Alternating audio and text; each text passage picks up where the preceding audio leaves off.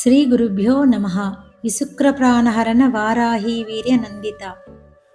విశుక్రుని ప్రాణాలను హరించిన వారాహీదేవి యొక్క పరాక్రమానికి సంతోషించిన అమ్మ. స్థూల రూపంలో ఉన్న వీర్యాన్ని శుక్రము అంటారు. సూక్ష్మ రూపంలో ఉన్న వీర్యాన్ని తేజస్సు అంటారు.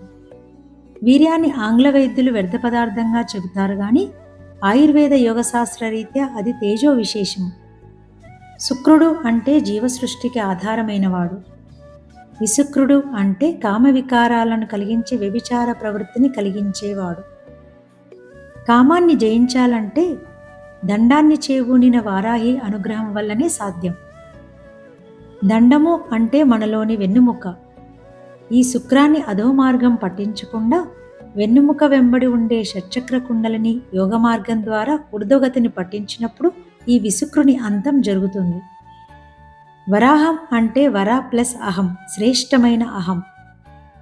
అహం అనే పదం జీవుల పరిమితత్వాన్ని సూచిస్తే వరాహం అనే పదం సర్వేశ్వరునికి సంబంధించిన అపరిమితత్వాన్ని, అఖండతత్వాన్ని సూచిస్తుంది.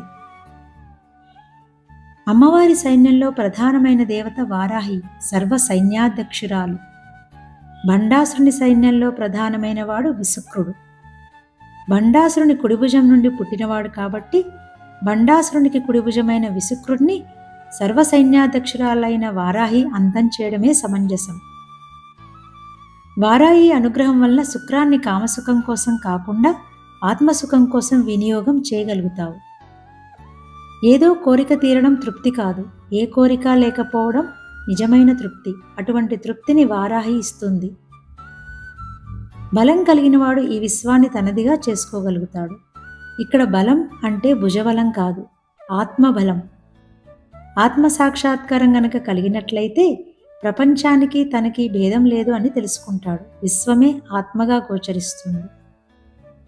మనోవృత్తులు నశిస్తేనే ఆత్మానందం కలుగుతుంది. కాబట్టి కోరికలు నశించాలి.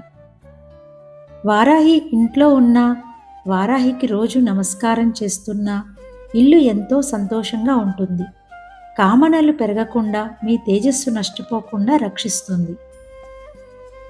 మీరు మీ ధర్మాన్ని పట్టుకొని ఉంటే మీ తేజస్సు నష్టపోకుండా ఉంటుంది. ఇంతకు మించి చిట్కా ఏమీ లేదు.